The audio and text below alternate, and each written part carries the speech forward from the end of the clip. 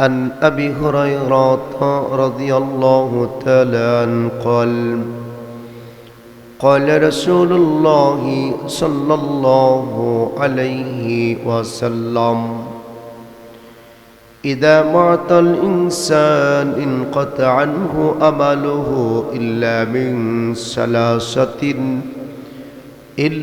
من صدقة جارية أو علم انتفع به أو ولد صالح يدعو له متفق عليه.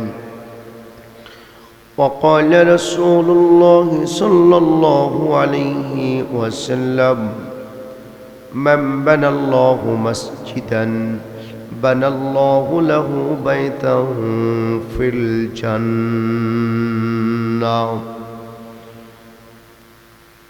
وقال تعالى ألهاكم التكاثر حتى زرتم المقابر.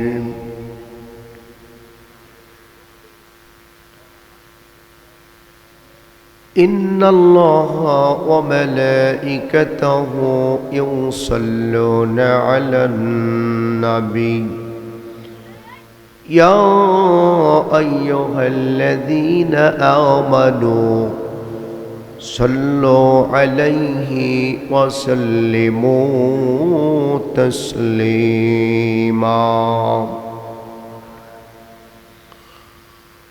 اللهم صل على محمد وعلى آل محمد كما صليت على إبراهيم وعلى آل إبراهيم إنك حميد مجيد.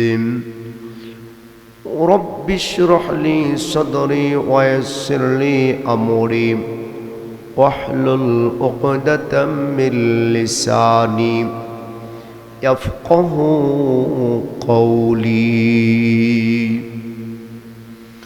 سبحانك لا علم لنا إلا ما علمتنا إنك أنت العليم الحكيم.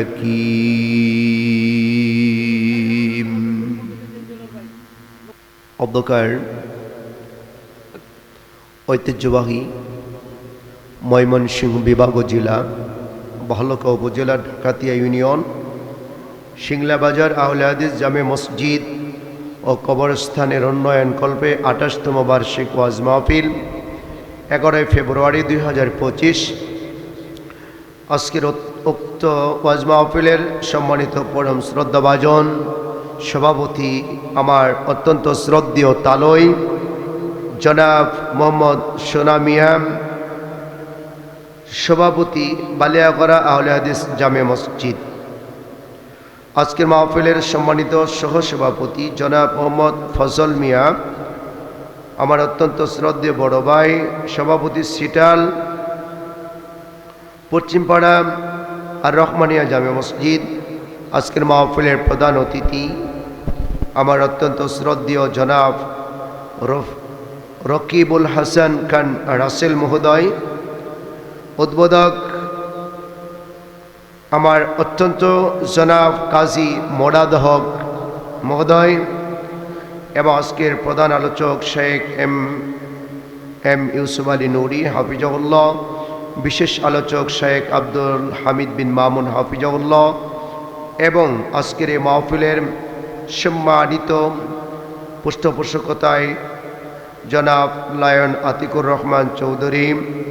আজকের মাহফিলের বিশেষ বরেণ্য অতিথি মহোদয়, বিশেষ অতিথিবৃন্দয়, সম্মানিত অতিথি মহোদয়, আজকের মাহফিলের সম্মানিত পরিচালক আমার শ্রদ্ধেয় ব্যক্তি, শ্রদ্ধেয় মামা শায়েখ মাওলানা দেলোয়ার হোসেন সাহেব হাফিজাহুল্লাহ। আজকের মাহফিলের সকল মুরব্বী বাবারা, যুবক ভাইয়েরা, পর্দার অন্তরালে অবলা সুশীলা আবিদা সলিহা আমার মা ও ভগ্নিতাগণ, আপনাদের সকলের জন্য দোয়া করে সকলের কাছেই দোয়া চেয়ে আমরা সেই মহান রব্বুল আলামিনের দরবারে সাজদায়ে শুকুর জানাচ্ছি। সকলে পড়ি আলহামদুলিল্লাহ।